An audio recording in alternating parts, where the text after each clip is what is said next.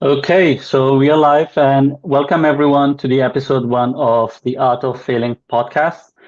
This podcast is all about failure in life and failure in business, where I'll be bringing people who have done a lot in their life and as they have done a lot, they have failed a lot too. Because if you are not doing a lot, you cannot fail a lot. So that goes hand in hand. And today's guest is Vinny Macaulay, who is a successful serial entrepreneur because he has launched series of businesses. Some failed, some were successful. But here are some of the highlights that I would like to share. He was a founding team member of ButcherBox, that was $600 million, Smoothie Box $7 million. His first company was a landscaping company.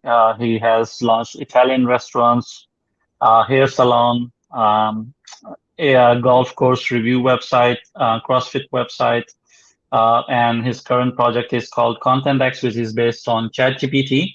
And he has launched series of businesses, as you can see, and some of them were mega million dollars. So welcome, Vinny, to our podcast. We are really happy to have you. So I would like to request you if you could do a brief introduction about yourself in your own words.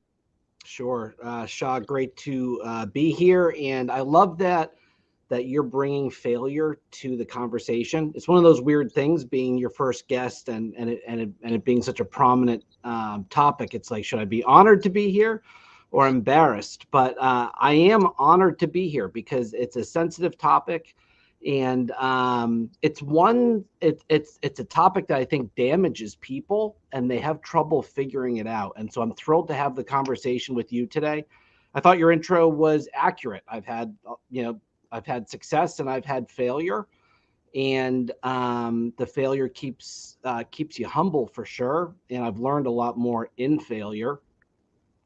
I would say, just as an intro to the topic, I'm excited to talk about it. Is one of the things that I've wrestled with failure is that in order to determine failure, I had to define success. And so there were times in my life where I was walking around feeling like a failure, but I hadn't defined success. So there was this feeling of failure that may not have correlated with reality. And so one of the things that I want to encourage before we get started is that I think it's really challenging to define success. I think it's an honor to be in a position to even wrestle with some of these concepts. And there's parts of the world where you're worried about your next meal, and so you're not really thinking about in terms of success and failure. And so it's really a blessing to be able to have this conversation.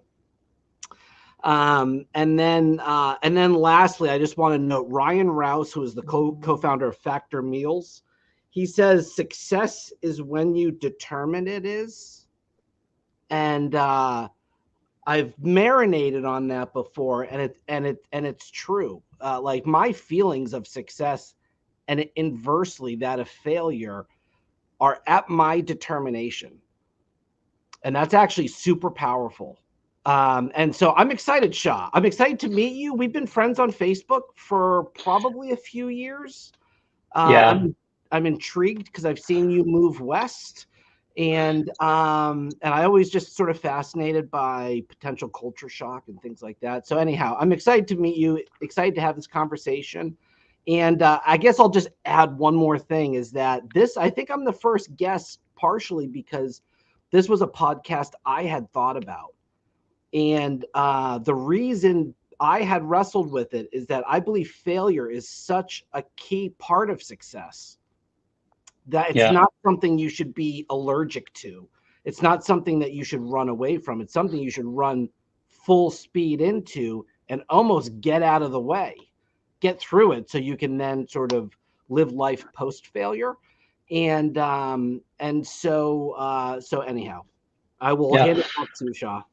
Definitely, definitely. And like you said, yeah, we were connected for quite a while. And yeah, I moved out of Afghanistan, so that's a story in itself. So I'll keep it for someone else podcast. Okay. But let's dive in and talk about you. So you have been in business for quite a while. I assume it's multiple decades, right? So Correct. you have Yep. seen a lot. And can you share a significant failure you have experienced in your life or your career? Uh, Probably being fired. I think so. Well, a couple. I've been fired, and I've had businesses that failed. Um, I'll actually go with the business that failed.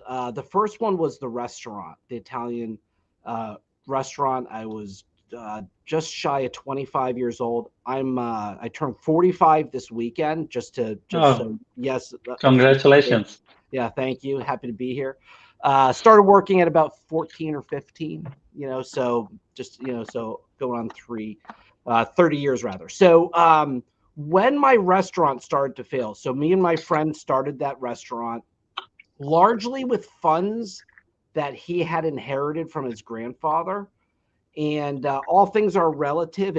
It wasn't a large amount of startup, relatively speaking. It was some young guys who were really hustling and trying to figure it out.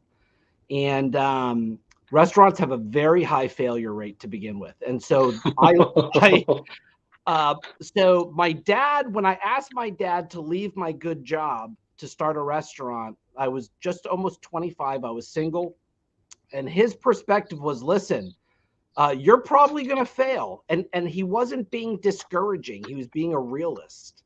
And he Yeah. said, and that's okay, because at this age, you have so much time to recoup that your learnings are going to be amazing. Go for it. And that's incredible advice as I look back. My father's passed now, so I would love to share with him how good advice that was, or I wish he could see the fruits of that. Um, but that failed pretty much. I think we were open a little over a year. There's a lesson in real estate called location, location, location. And I'll just say we were in a rough section of town. There wasn't good lighting, and we had no parking lot. So when you think of Oh, things you need to succeed, I mean, it failed before it started. I didn't know that until I got a little bit older. I also had an Italian mafia landlord, and oh, that added an interesting dynamic of just sort of stress. I didn't want to sort of ask for favors, certainly, or be late with rent.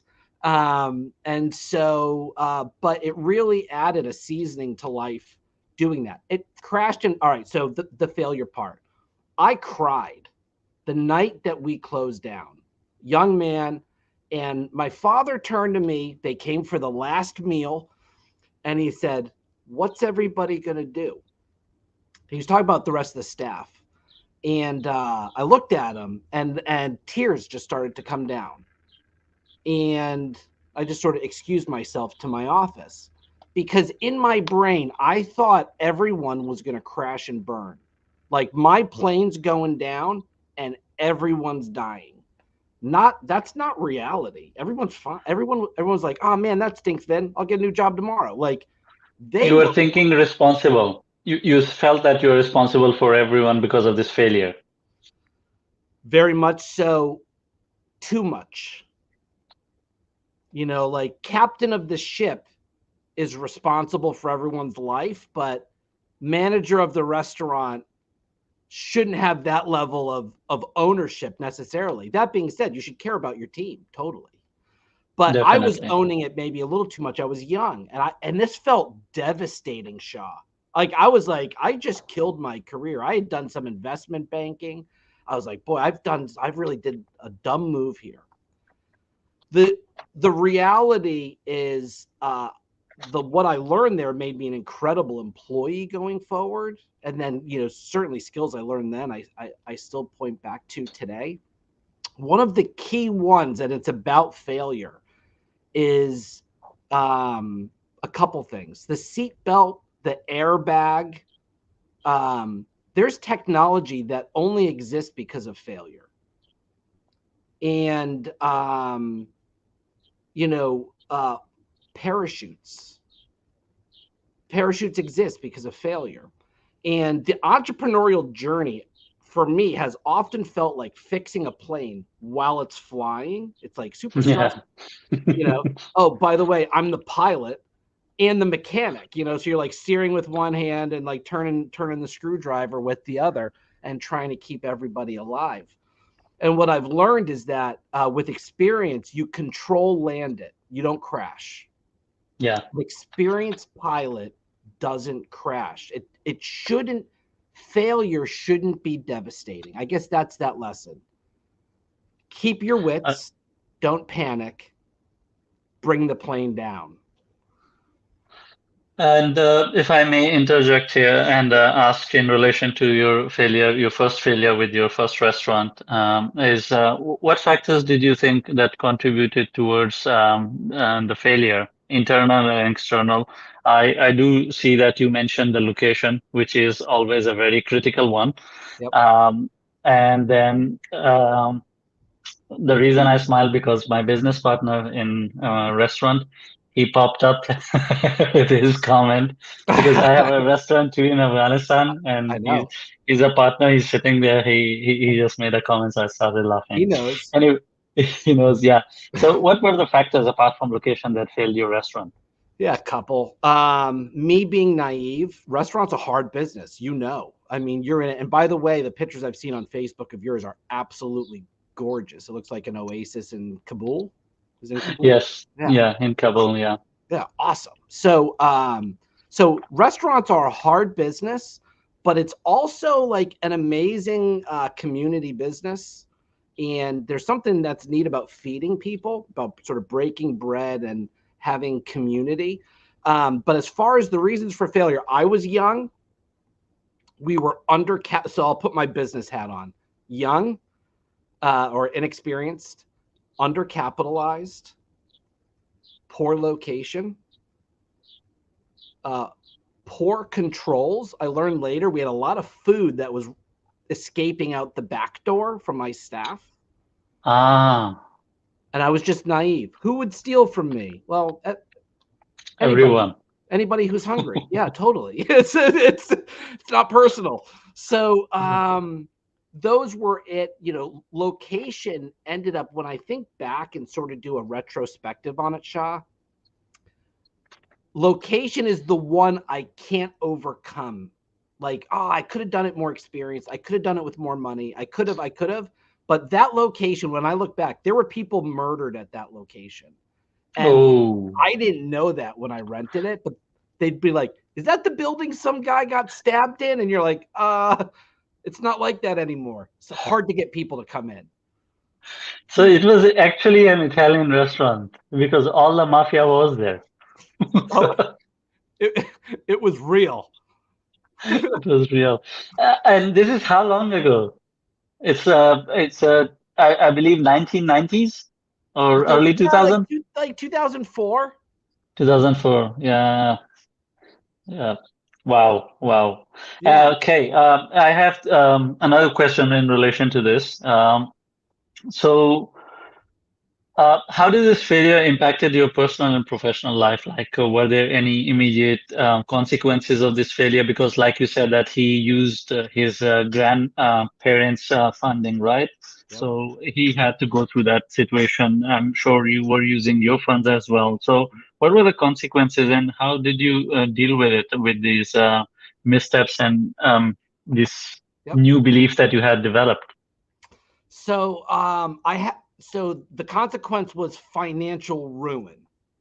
Like, I had to borrow gas money to get to my next job. Like, I didn't have enough money to go make money. That's when you know you're broke, when you don't even have enough money to make money. And I remember my uncle just gave me whatever was in his wallet, and I said, "I'll get it back to you." He said, "Don't even worry about it. Just, go live your life." It was probably a couple hundred US dollars. So the consequence was financial ruin. That being said, I didn't have financial means prior. So it wasn't this huge fall from grace, but I had nothing and I was starting again. And the consequence was a couple. One of them, it put me on a course path to meet my wife, which is an incredible positive consequence. Consequence sometimes has negative connotation. My partner who lost his money put him on a path to meet his wife as well. So Wow. so it's kind of interesting. If you ask me now, would I do it again? Absolutely. Like knowing what I know now, and I've got children, and sort of with the perspective. But the other consequence is ego. And I think this might be more of a man thing, Yeah. because we tend to wrap our identity in either what we do or how much we make or our social class status. Yeah. And so when it gets punched, when you're told you're not wanted, fired, or you fail so publicly, the whole town sees it. My name was, it was the name of the place was Vinny's, my name. And so that sign gets covered and that sign gets taken down. And it's a very public humiliation. That Yeah. being said, no one cares. In my brain, it was humiliating. I don't think anybody really cared. And I think most people were like, hey, Vin's a pretty brave guy. Good job. Like, but I was sort of, my perspective of myself was more failure than I think the outside perspective was.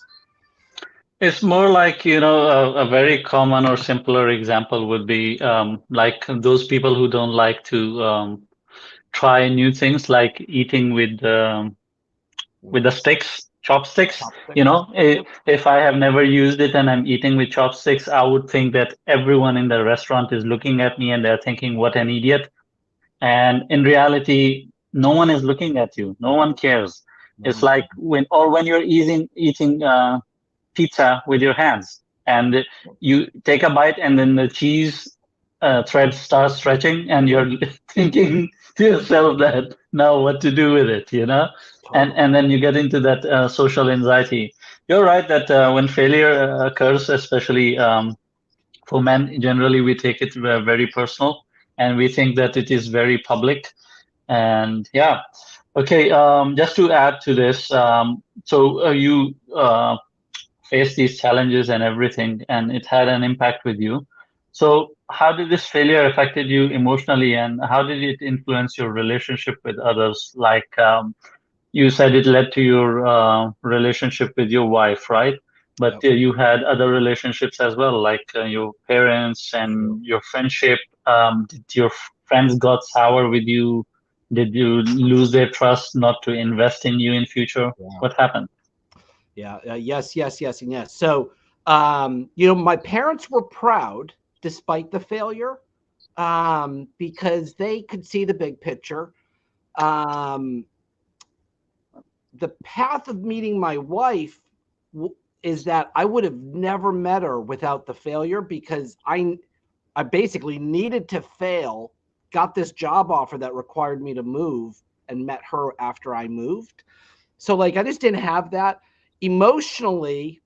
I was feeling dumb. Uh, I was just coming out generally not feeling good. Like it was just this general feeling Like of not being enough. not enough, and everyone else is getting it. My other friends had stable careers, so they were putting a little bit every week into their 401k, and it was starting to accumulate. And I'm like at zero, and my sign just got taken down, and they're getting married, and like I'm not a great catch right now. I can't afford gas. So I don't know. That teaches you a lot, I think. I think those are lessons you don't learn unless you risk it. And And it didn't disturb your friendships? so friendships it did. Thank you for bringing that back up. So friendships it did because I pulled back because of my own sort of embarrassment, or it's like Facebook, like show the good pictures, like, but if you go through a season of bad, like it's just not it's not that much pictures to show right now. And so it was kind of like that with friendships. Like I don't want to go out, I feel like a giant loser. Plus I can't pick up the check, like I can't even pay my own way. So so they reported back me pulling back, but I wasn't consciously aware of that. But looking back, I did withdraw from friendships and relationships in my family, and I think that's a major problem. I think that's Yeah, like, I think we're made to need help. And so it just didn't help when I withdrew from my support system. We figured it out, but like emotionally, as a 25, 26, 27-year old man, I was like just not really figuring it out that fast. and and it was years later that I caught my breath and was like, what happened back there? I got lost friendships. I've got relationships that I cared about that I need to rekindle or see if I can get back. I agree. I agree. I think it's one of the things that generally after failure we do, and it applies from all forms and all angles, like a very instant feeling of failure, and the outcome of emotions of it is generally in trading. So when you're trading, whether it's crypto, stocks, whatever it is, you make like three, four, five trades that are accurate. You feel like you're on the top of the world. You are the most intelligent human being that has ever existed. And one big loss, and you think that you are dumb, you're stupid, this is over, nothing, nothing is ever going to change for That's the you. truth. Oh, that's the truth. So, so I think with businesses, it's the same. It's just that it's a more slow poison, a slower process, a slower kill, because you experience that failure for like over a passage of 1 year Yep. instead of instant, there goes Luna, there goes your money. Yeah. Yeah. Thank God it doesn't have the volatility of crypto. Yeah. I don't think a lot of people have the internal fortitude for that. But you're right. It does happen over time. Although it's nice to fail fast. In the example of crypto, okay, here we are. Now what are we gonna do? Like without losing a year, without that taking a year off your life. Happened Exactly. overnight. I guess that's my only positive. So I have a question to for the sake of audiences, because you have had this journey of failure, and I'm sure you have had other failures as well, because failing never ends as long as you're moving. This is what I have personally learned, right? Totally. Um, what do you think that why are people so hesitant to discuss failure openly? Because I see all motivational videos out there, all channels on hope and keeping everything positive, and only talking about the good. Hmm. Why people don't want to talk about failure? Why do you think they are hesitant about it? So I've got a huge Western culture bias to my answer here because I think you're going to have some audience members not Western culture, but Yeah, so I'll just sort of asterisk that. So failure in Western culture is never positive. I had a water pipe in my house, it failed. So when that failed, I had a flood in my house. Like the consequence was not anything you want the pipe to do. When the pipe succeeds, everything stays dry, water comes where it should. There's a drain nearby, but when it fails, it's a bit catastrophic. I failed one college class. My parents weren't happy on that. Like every, failed marriages, failed uh, a failed plane ride is horrible. Like, there's nothing worse than a failed plane ride that I can think of. Maybe a failed swim with sharks or something. Like, failure is just never good. But on the entrepreneurial journey or on life's journey, I think it's necessary because the other one is failure avoidance, which I think is absolute, which is the only failure that there actually is, I think. And that creates such an unexciting life that I can't even like that dips into tragedy, which is worse than failure in my book. So so Western culture, everything failure is horrible. And everything humility isn't celebrated. And failure is an exercise in humility. And so, like, one of the reasons, Shaw, I failed, my father was a good man and gave good advice, but he was a product of his upbringing. And so he would kind of go with the sometimes you got to fake it till you make it. Well, I get what he was saying, which is, hey, you might not feel like you can do it. Just do it and you'll figure it out later. I think that's what his message was. What it built in me was this not wanting to admit failure because Yeah. because I had to fake it. And you don't fake failure, like you avoid that. So this fake it till you make it was sort of horrible. Culturally speaking, for my career, I was pretending to be like, it's so stressful to think like I might get caught out at any minute. It really tickles your imposter syndrome to begin with.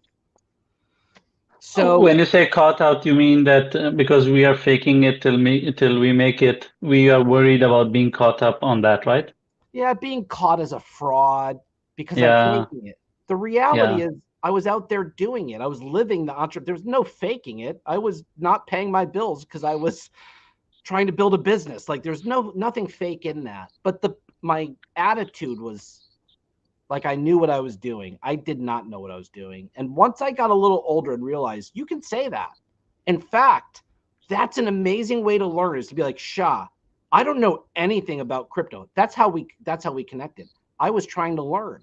I wasn't faking it. I wasn't like, I'm just going to trade crypto. I'm like, what the heck's going on here? There's this dude in Afghanistan who's showing up on my Facebook feeds all over the place. And the people that he's friends with, that I'm friends with, are quality people. So he must be quality. Doesn't mean you yeah. didn't fail. I'm sure you failed too a bunch, but I have more failures than I have successes, and like you said, the definition of failure in West is very different when you go to the East. And sadly, one of the things that I have seen in Eastern culture, which is actually better in African culture, is that they're more driven by employment. So I grew up in a employed family. They had never done business. And then I was going about and saying that, I want to start a business. And my brother had tried, second eldest brother. So he had set an example of a failure already. So they all were saying that you are acting like him and you're going to end up like him. So every time, you would be doing something, you would that receive that kind of response or support. So I think it's fortunate to have a parent like yours, who will at least, support you to go ahead and go and fail. I think it's very important. It's like losing virginity. The sooner you fail, the sooner you realize what the hell it is. uh, you I you get are not you're not oversold on it. It's like it's a very bad example, but just to make it simpler for people to understand, sex is like an iPhone. It's overpriced, overtold, oversold, and there is nothing special about it. But as teenagers who never have had that kind of experience, all they can imagine is just this one thing. And I think when it comes to business, losing yourself in failure and starting it out, the sooner the better it is. mm, And generally, because the relapse or the time period that you spend on being as a failure is usually very extended. Sometimes you spend more time, trying to recover. Sometimes some people recover fast. It really depends on a person. But you're right about that. Just to add to that question, what do you think is the most misunderstood aspect of failure in business and life, according to you, that people are really wrong about? I I had thought through this earlier, and I want to just look at my notes real quick. No problem.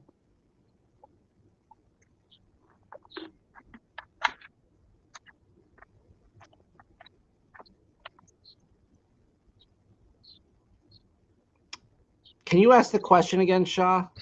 Yeah, why not? So I was saying that what do you think is the most misunderstood aspect of failure in business? So there's two. One, failure is something that should be punished. I think that's misunderstood. Uh, I've lived in a culture where a mistake that was owned was celebrated, actually bonused, because of the bravery it took to stand up and say, "I did that." So that failure in that case mistake should be punished. And then the second one, which is similar, is that failure is something to be avoided. Well, you just sort of spoke to it. You got to get through it.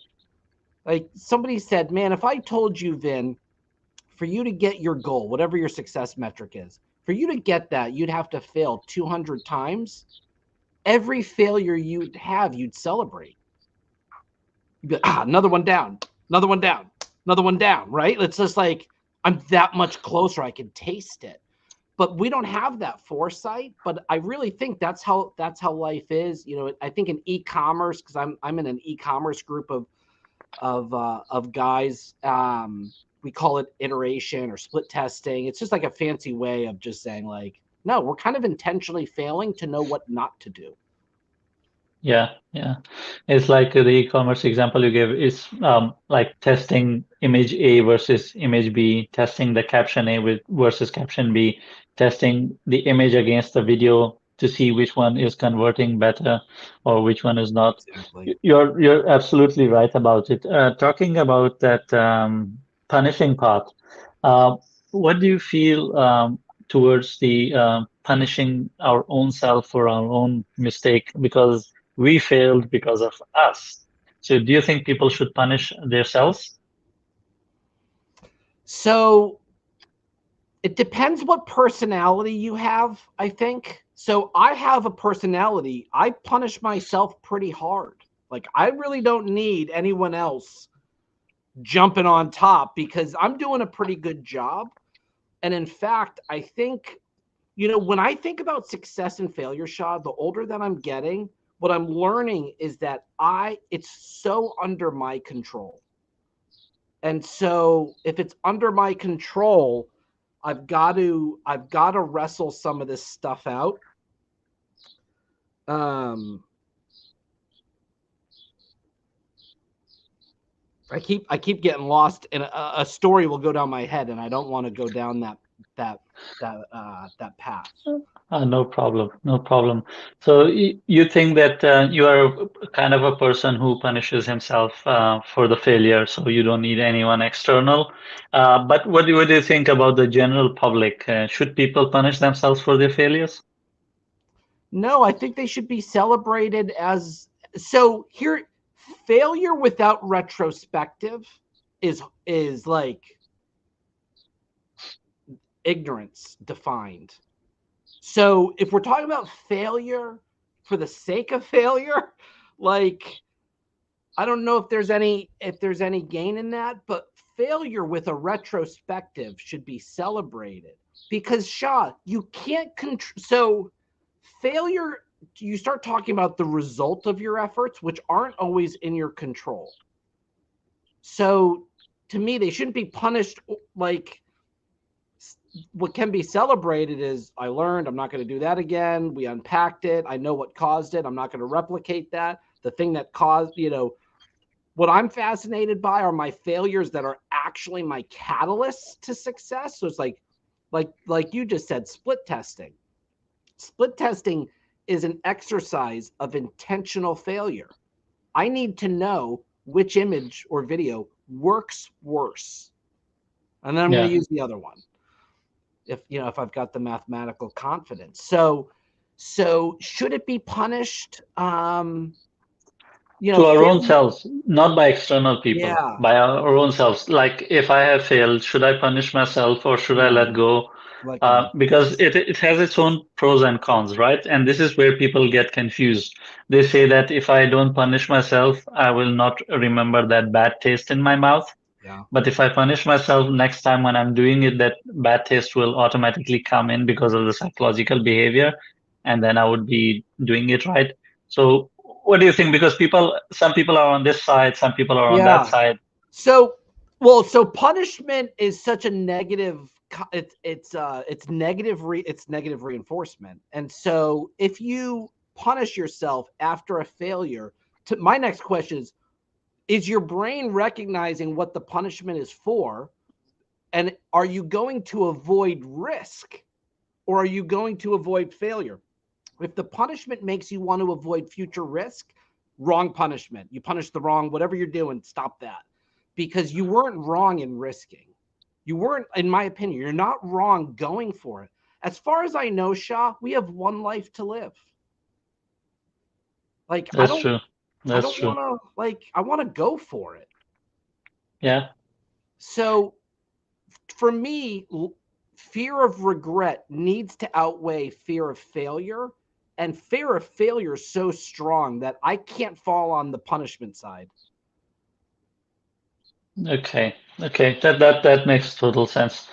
I think this pretty much wraps up all the questions that I had for you. And I would like to see if there have been any comments. We just have comment where it's from the business partner here. He's saying What did he he's, say? he said that his restaurant story is almost something like ours. So he's there. He's still putting in energy and everything in that business. So to wrap it up, do you have any words of wisdom for people out there? So I wrote a ebook once about controlled landing versus plane crashes.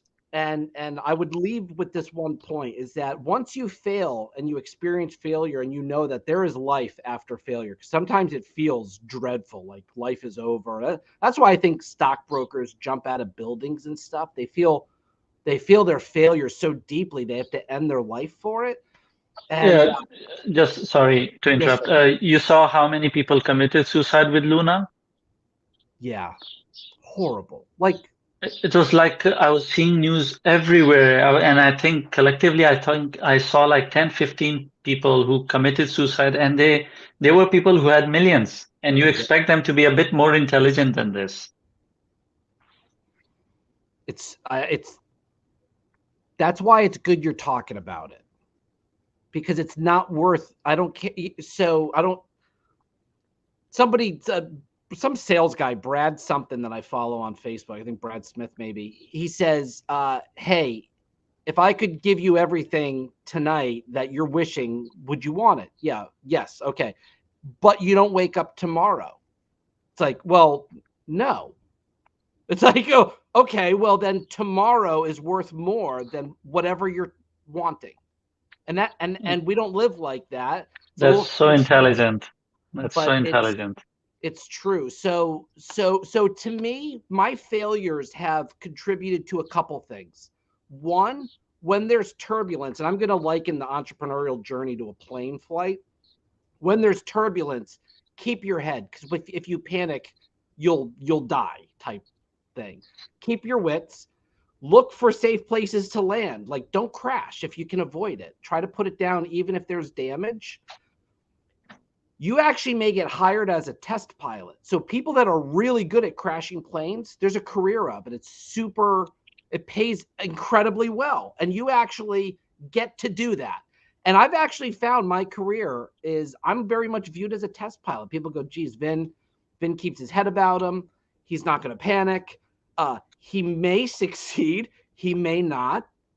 It's like you don't. I'm not a Midas golden touch guy. I don't guarantee any success. So, but I think people know we'll have a salvageable plane if he's running our business at the end, even if it goes down. And and then lastly, these failures are absolutely needed, but carry a parachute.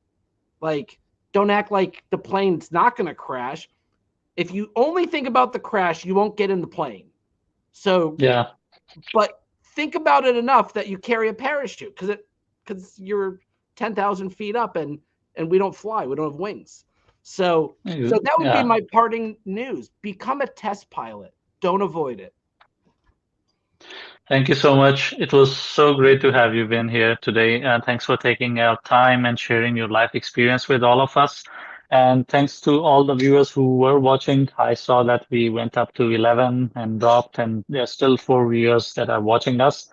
Thank you, everyone, for joining us. even though it's a different time zone. It's, I think, very late in the night in some countries, while it's afternoon for us. So thank you so much, and we will see you in the episode 2 of the Art of Failing podcast. Take care. Bye.